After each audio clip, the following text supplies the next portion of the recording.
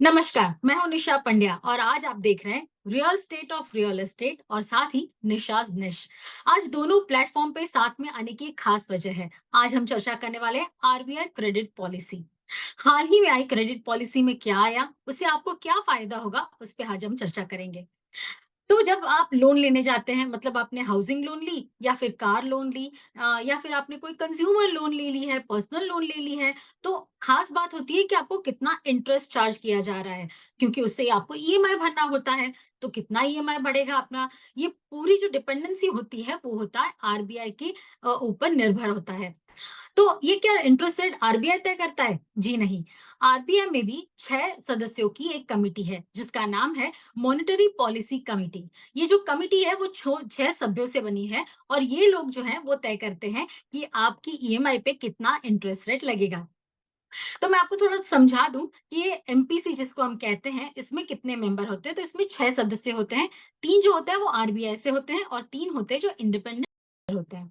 आपको बता दें, हाल ही में जो आरबीआई पॉलिसी आई है उसमें एमपीसी में कौन-कौन मेंबर थे। पहले थे RBI governor Shaktikanta Das ji, deputy governor Michael Patra जी, आरबीआई के ईडी मिस्टर राजीव रंजन जी, तो ये आरबीआई से थे। और 3 जो इंडिपेंडेंट हैं उसमें हैं डॉक्टर शशांक भिड़े, डॉक्टर आशिमा गोयल और प्रोफेसर जे आर वर्मा। तो इन 6 सदस्यों की एक जो टीम है वो है एमपीसी पॉलिसी कमिटी। तो हर 1.5 महीने में इनकी एक मीटिंग होती है और उस मीटिंग में तय किया जाता है कि हाल की जो इकोनॉमी की जो सिचुएशन है उस पे इंटरेस्ट रेट बढ़ाए जाने चाहिए या घटाए जाने चाहिए। तो इस पे हम डिटेल में चर्चा करते हैं कि हाल की पॉलिसी में क्या हुआ। और आज हमारे साथ इस खास चर्चा में जुड़ रहे हैं अश्विन पारेख एडवाइजरी के एमडी अश्विन पारेख। अश्विन जी, आपका स्वागत है। जो जिस तरह से मैंने कहा कि आरबीआई पॉलिसी आई है और हमेशा हमेशा यही अपेक्षा रहती है कि भई क्या रेपो रेट घटा? क्या उससे हमारी ईएमआई घटेगी? तो जिस तरह से हाल फिलहाल हम देख रहे हैं इस पॉलिसी में, जैसे 6 सदस्यों की जो टीम होती है उसमें से खास करके डॉक्टर आशिमा गोयल और प्रोफेसर जे आर वर्मा, इन्होंने 25 बेसिस पॉइंट रेपो रेट घटाने के फेवर में वोट किया है। आपको क्या लगता है, क्या जो अगस्त में जो पॉलिसी वापस आएगी, क्या उसमें और एक मेंबर जुड़ सकते हैं? क्या सिनेरियो हो सकता है? देखिए, पहले तो ये था कि सबसे पहले ये जो 2 मेंबर्स ने जिन्होंने 25 बेसिस पॉइंट की जो कटौती की जो बात करी थी, थोड़ा-सा मतलब एक सरप्राइज़ हो सकता है, क्योंकि हम्म। आरबीआई का पॉलिसी तो स्पष्ट है, 4% से नीचे जब तक इंटरेस्ट रेट ना जाए, तब तक रेट कट की बात नहीं हो सकती। हालाँकि मतलब इकोनॉमिक ग्रोथ को नजर में रखते हुए बाकी के जो सिचुएशंस है, जैसे मतलब रेट का जो एक दौर फेड का जो रेट चल रहा है, बाकी के जो रेगुलेटर का जो मॉनेटरी पॉलिसी का चल रहा है, उसके अंदर ये शायद संभावना हो सकती है। मेरे ख्याल से अगस्त की संभावना थोड़ी सी जल्दी ही होगी, पर उसके बाद वाली जो पॉलिसी होगी उसमें तो हम लोग जरूर देख पाएंगे। हालांकि एक दो कंडीशन है जो आरबीआई की पॉलिसी के नैरेटिव में भी बताया गया था। बाकी के जो 4 मेंबर ने शायद इसी की वजह से रेट कटौती की मांग नहीं की होगी शायद।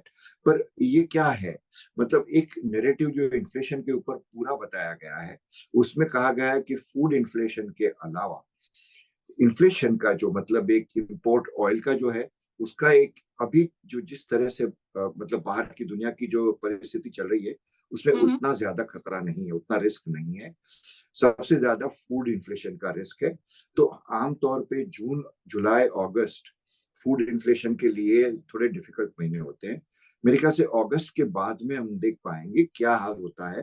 पर एक तरह से एक संकेत तो मिल गया, 2 मेंबर्सों ने अगर ये बताई बात, तो एक हम्म। संकेत मिल गया कि आरबीआई का थिंकिंग है तो मॉनेटरी पॉलिसी का thinking more than the RBI, उसका थिंकिंग किस दिशा में जा रहा है ये तो तय हो चुका। मतलब नो? अब इससे क्या हो सकता है, हम्म। अगर रेट कटौती की बात अगर हुई, मतलब हम लोग अगस्त में तो ज्यादा ही मतलब ऑप्टिमिस्टिक हो जाएंगे।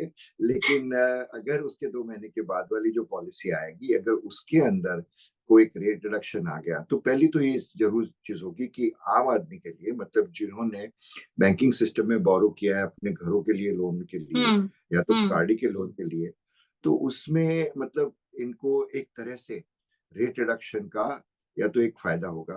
हम्म। आम तौर पे देखा गया है कि 25 बेसिस पॉइंट जब आरबीआई रेट रिड्यूस करती है, तो बैंकिंग सिस्टम थोड़ी सी उसके उसमें देर लगाती है ट्रांसमिट करने में। तो ये तो नहीं हो सकता कि जैसे आरबीआई ने आज रेट कट कर दिया और थोड़े ही दिनों में सब बैंक्स ने अपने आप से अपने रेट्स जो है वो रिड्यूस करेंगे, लेकिन उस दिशा में जाएगी बात। मतलब जरूर धीरे धीरे करके ईएमआई रिड्यूस होगा, ये हम लोग देख पाएंगे।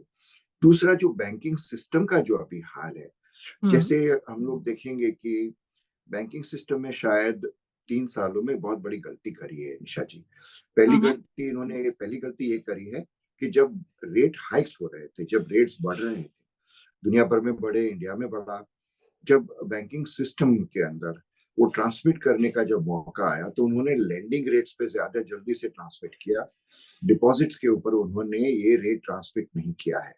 तो अगर आप हम लोग 3 साल के बाद की परिस्थिति देखते हैं तो 250 बेसिस पॉइंट का जो रेट हाइक हुआ आरबीआई की तरफ से, हम्म। सारे के सारे 250 बेसिस पॉइंट्स बैंकिंग सिस्टम ने ट्रांसफर डिपॉजिटर होल्डर्स को नहीं किए हैं।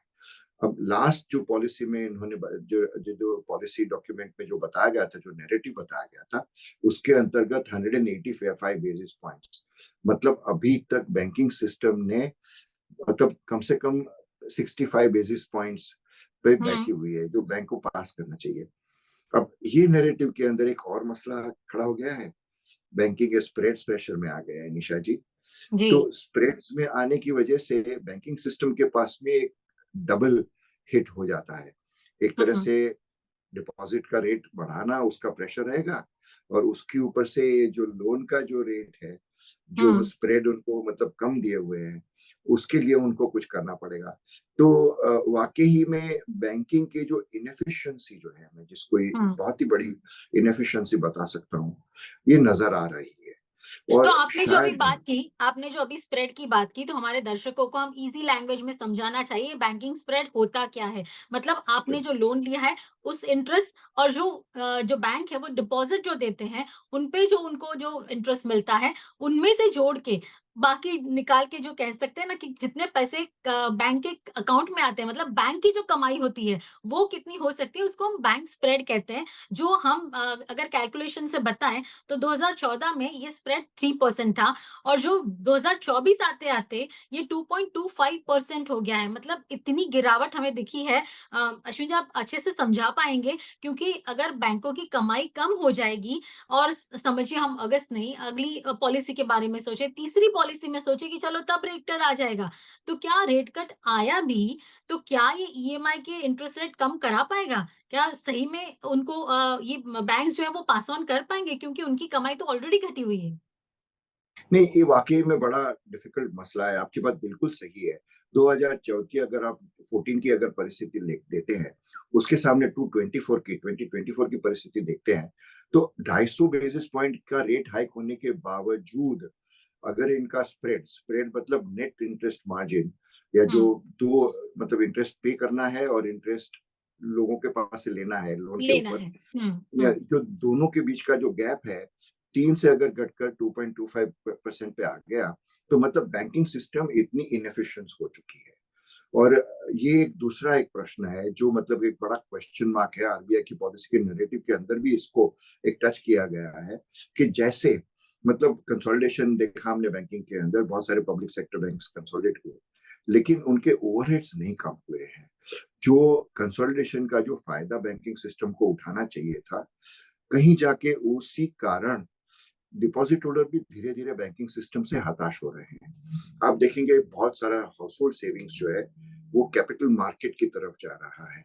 तो हुँ, बैंकिंग एबिलिटी टू रियली, तो यहाँ पे क्या होगा कि ईएमआई बढ़ाने का तो मतलब कोई सवाल आएगा नहीं, क्योंकि इस मौजूद हालात में हुँ, जहां पे मतलब इंटरेस्ट रेट जो स्टेबल है इस रेट के ऊपर और कॉम्पिटिटिव है, एनबीएफसी भी हाउसिंग का एक बड़ा पोर्टफोलियो लेके बैठे हुए हैं, व्हीकल फाइनेंस का भी एक बड़ा पोर्टफोलियो लेके बैठे हुए हैं। तो उनके साथ में बैंकिंग सिस्टम को एक कॉम्पिटिटिव रहने के हिसाब से इतना ईएमआई बढ़ा नहीं पाएगी, उनका स्प्रेड प्रेशर में ही रहेगा। उन्हें दूसरे एफिशिएंसी के तरीके निकालने पड़ेंगे। बोरोवर के ऊपर अगर उन लोग रेट ट्रांसमिट करना चाहेंगे तो बोरोवर बिल्कुल नाराज हो सकता है, क्योंकि अगर आरबीआई रेट नहीं बढ़ाता। आरबीआई अगर रेट कट की बात कर रहा है, अगर दो हम्म मेंबर्स रेट डिडक्शन की बात कर रहे हैं, तो उस स्थिति के अंदर बड़े बैंक्स जो हैं वो रेट, ईएमआई के रेट तो बढ़ा नहीं ही सकते। तो मतलब ये अगर किसी बैंक ने कर दिया तो आप मतलब एक ग्राहक की तरह से समझ लीजिए कि वो बैंक इनएफिशिएंट हो चुका है। मतलब कि वो बैंक उतने स्प्रेड के अंदर या तो जो नेट हम्म इंटरेस्ट मार्जिन है उसमें मैनेज नहीं कर पा रहा है। तो ये एक स्थिति है। मेरे ख्याल से एक सामान्य बोरोवर के लिए मेरे ख्याल से स्पष्टता थोड़ी नवंबर के बाद में आएगी। नो, अक्टूबर हम्म नवंबर के बाद में एक बहुत स्पष्ट किस दिशा में ईएमआई जा रहे हैं। ये 3 या 4 महीने में मैं नहीं देख रहा हूँ कि ईएमआई, बैंकिंग सिस्टम ईएमआई ज्यादा बढ़ा पाएगी या बढ़ाना चाहिए उसको। मतलब हम्म अगर वो करते भी हैं तो आरबीआई उसके ऊपर निगरानी रखेगा। मतलब अगस्त की पॉलिसी के ऊपर भी हम लोग थोड़ा सा उसके ऊपर कंट्रोल देख पाएंगे। मतलब तो अगर अभी हाल फिलहाल आरबीआई कोई भी अगर स्टांस लेते हैं, फिर भी हम देखते हैं कि ईएमआई में कोई चेंजेस नहीं आएंगे। अगर रेपो रेट कट भी हुआ, आगे स्टांस चेंज हुआ। अच्छा, मैं स्टांस पे आपसे पूछना चाहूंगी, क्योंकि हाल में हमने देखा with the withdrawal of accommodative, ये स्टांस की जरूरत थी। और जैसे हमने देखा, जो वर्मा सर थे उन्होंने तो ऑलरेडी उस पे कह सकते हैं उनका स्टांस उनका है कि भाई ये रखने की जरूरत ही नहीं थी, ये स्टांस बदलना चाहिए था। आप इस पे क्या कहेंगे? क्या आरबीआई अभी भी थोड़ा कह सकते हैं फर्म है कि शायद बढ़ाने की भी जरूरत हो सकती है? हाँ, ये एक अच्छा सा मतलब एक मसला है, अच्छा सा क्वेश्चन है। क्योंकि जब ये इंट्रोड्यूस किया गया था, जब पहले इन्होंने एकोमोडेटिव स्टैंस रखा, फिर विड्रॉल ऑफ, फिर लास्ट में हमने 2-3 पॉलिसी में देखा कैलिब्रेटेड विड्रॉल का जो उन्होंने स्टांस जो रखा हुआ है। तो इसका मतलब क्या हुआ पहले समझ लेते हैं। जहां हम्म पे एकोमोडेटिव स्टांस बनाया गया जब, तो कोविड का दौर चल रहा था निशा जी। उस समय पे देखा हम लोगों ने कि इंटरनेशनल बैंकिंग की सिस्टम इतनी अस्त व्यस्त हो चुकी थी कि उस हालात के अंदर बैंकिंग को इकोनॉमिक ग्रोथ करने के लिए उसको बाकायदा मतलब मनरेगा वगैरह के जो फंड जो है गवर्नमेंट के उसको भरने के लिए आरबीआई को एक स्टांस एकोमोडेटिव लेना ही पड़ा। पर हम्म उसके बाद में जब हमने देखा कि स्टेबिलिटी आ गई, इकोनॉमिक ग्रोथ हो रहा था, कोविड का जो एक रिस्क है वो कम हो गया, उसके बाद में आरबीआई ने कैलिब्रेटेड विड्रॉल का एक मतलब स्टांस जो है, मतलब एकोमोडेटिव ये रखते हैं कि इकोनॉमिक ग्रोथ की रिस्पॉन्सिबिलिटी भी मॉनेटरी पॉलिसी लेती है। हालांकि वो फिस्कल पॉलिसी की जवाबदारी हम्म है, जिम्मेवारी है, लेकिन उन्होंने बताया कि हम लोग सपोर्ट करेंगे गवर्नमेंट को, जो एक अच्छा सा कंस्ट्रक्टिव पॉजिटिव मोड था। अब बिल्कुल सही है, एक स्टेज पे आ गए हैं जो विड्रॉल, जो विड्रॉल ऑफ एकोमोडेटिव स्टांस जो है, मेरे ख्याल से एकोमोडेटिव स्टांस ही शायद उसी को मतलब अब निकालना चाहिए, जिस तरह से एक मेंबर ने इंडिकेट किया मॉनेटरी पॉलिसी को। तो इसका मतलब कॉमन आदमी को कोई उसके उसके ईएमआई या उसके ऊपर कोई फर्क होने वाला नहीं है। मतलब उसका खाली इतना मतलब यही हुआ कि आरबीआई अब इन्फ्लेशन को ही देख के, मतलब सिर्फ ग्रोथ को, अब जो ग्रोथ की जो जिम्मेवारी जो आरबीआई ने ली थी उसके ऊपर अब ज्यादा नजरिया नहीं रखेंगे आरबीआई। नो, ऑलरेडी हम्म इस बार भी इकोनॉमिक ग्रोथ का 7.2% का इंडिकेशन दिया गया है। जो जो ग्लोबल इकोनॉमिक जो ग्रोथ है उसके मतलब मद्देनजर में अगर आप देखते हैं तो in the midst of that, I mean एक ये बता सकते हैं कि India is on a good growth track. तो आरबीआई को मॉनेटरी पॉलिसी में इजी स्टांस लेना ही पड़ेगा, एकोमोडेटिव स्टेंस में से बाहर निकल के। उनको मतलब जिस तरह से इन्फ्लेशन बिहेव करता है, पॉलिसी उसी तरह से बनानी पड़ेगी उनको। तो ये तय हो चुका है। मतलब बोरोवर के लिए एक अच्छी ही बात है, हम्म क्योंकि उससे ये होगा कि इन्फ्लेशन के मूवमेंट के हिसाब से अब रेट तय किए जाएंगे। तो मतलब अगर इन्फ्लेशन के आंकड़े देखें और लिक्विडिटी देखें, आप इन दोनों को कैसे समझाएंगे अभी? हाँ, तो लिक्विडिटी और ये जो दोनों चीजें हैं, और साथ ही साथ में करेंसी की स्टेबिलिटी, ये हम्म तीनों चीजें साथ में जाते हैं। तो अगर आप देखेंगे कि जिस तरह से मॉनेटरी पॉलिसी का इस बार नैरेटिव आया है, तो उन्होंने रूपी को स्टेबल बताया है। उन्होंने इन्फ्लेशन का स्टांस जो है वो घटते हुए बताया है। 4.5 का प्रोजेक्शन किया हुआ है उन्होंने नेक्स्ट ईयर के लिए, पूरे चारों चार क्वार्टर का मिला के। तो ये स्टांस जो है एक एक इंडिकेशन है, एक तरह से एक दिशा को सूचित करता है कि भाई मॉनेटरी पॉलिसी के अंदर अब जैसे इन्फ्लेशन रेट कम हुआ तो उन लोग मतलब रेट कट कर सकते हैं। लिक्विडिटी मैनेजमेंट का जहां तक सवाल है, liquidity and hmm. Inflation go together. जैसे मतलब आरबीआई लिक्विडिटी सिस्टम में ज्यादा बढ़ाती है तो डिमांड बढ़ती है, डिमांड बढ़ने से इन्फ्लेशन बढ़ता है।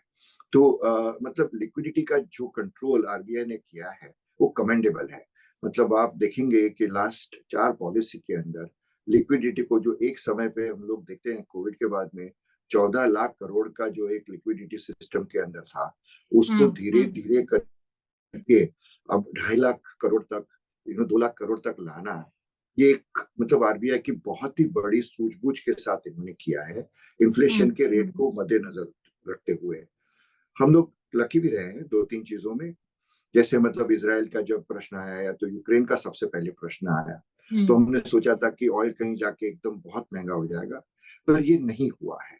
तो उसकी वजह से, और शायद गवर्नमेंट का जो इनिशिएटिव था रशिया के साथ नेगोशिएट करने का, ये एक अच्छा सा अमेरिकन इनिशिएटिव रहा जिसके हिसाब से इन्फ्लेशन नहीं बढ़ा और ऑयल हम लोगों को एक अच्छे रेट के ऊपर मिलता रहा। तो हर मॉनेटरी पॉलिसी में आप देखेंगे एवरेज रेट जो ऑयल का बताया जाता था उसके साथ में प्रोक्योरमेंट कम ही रेट के ऊपर हुआ। जब पहली हम्म। बार उन्होंने $86 पे बताया तो इंडिया का प्रोक्योरमेंट उस टाइम पे 78 पे चल रहा था।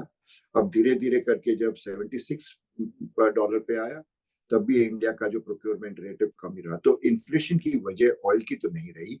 ये मेरे ख्याल से एक लकी, एक सद्भाग्य रहा भारत का। मतलब अश्विन जी, मैं जानना चाहूँगी, जो इन्फ्लेशन की हम बात कर रहे हैं, हमने देखा है पिछले समय बहुत सारे परिबल रहे हैं जिसकी वजह से हम देख रहे हैं कि इन्फ्लेशन बढ़ता दिखा है। लेकिन जो मेन फैक्टर होता है वो ऑयल का होता है। उसमें तो इतनी बढ़ोतरी अभी नहीं है देखी हमने, फिर भी इन्फ्लेशन बढ़ रहा है। क्या समझाएँगे आप? हाँ, जरूर। तो अगर आप देखेंगे कि लास्ट 5 या 6 मॉनेटरी पॉलिसी में एक तरह से नेरेटिव जो जो ऑयल का जो आता रहा, ये नेरेटिव हम लोगों ने पहले यूक्रेन वॉर के हिसाब से देखा और फिर उसके बाद में इसराइल का जो अभी जो तनाव है उसके हिसाब से हमने देखा।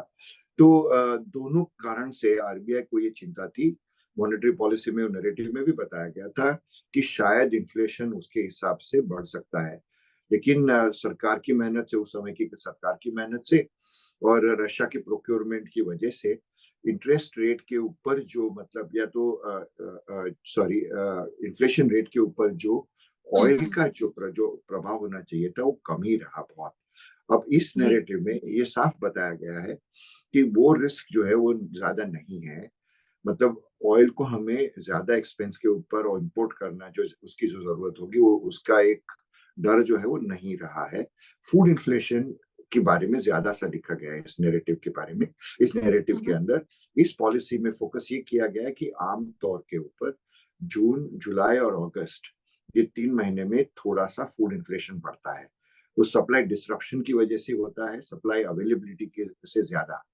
तो हुँ। उसकी वजह से मतलब डिस्ट्रीब्यूशन, बारिश के समय में मानसून में फूड को मूव करना, उसकी वजह से जो थोड़ा सा उसका जो एक इन्फ्लेशनरी ट्रेंड बनता है हर साल हमने देखा हुआ है। तो ये पॉलिसी अगर 2 मेंबर्स ने अगर रेट कट की बात बताई, बावजूद उसके भी अगर रेट कट नहीं किया गया है तो शायद ये चिंता है, ये जो नैरेटिव में बताया गया है। तो हमें देखना हुँ। होगा कि आगे चल के फूड इन्फ्लेशन का जो डर है कितनी हद तक मतलब अपना सर ऊंचा करता है। ज़रूर देखते हैं, हम इस बात पे ज़रूर गौर करेंगे। अब जो ख़ास मैं पूछना चाहती हूँ, ये आखिरी सवाल होगा इस चैट का कि नई सरकार बनने जा रही है अभी, और हम देख रहे हैं बजट भी आएगा नई सरकार का। आप कैसे आकलन कर रहे हैं? क्या आरबीआई गवर्नर भी, या हम कह सकते हैं एमपीसी जो है, वो भी इन इन जो आगे आने वाले इवेंट्स जो हैं, उस पे ख़ास नज़र रखे हुए हैं, उसके बाद ही कुछ पॉलिसी तय कर पाएँगे वो भी? जरूर। देखिए, fiscal policy and monetary policy का जो एक संबंध है, वैसे दोनों साथ में ही जाते हैं, हुँ। हालांकि जिम्मेवारी अलग होती है।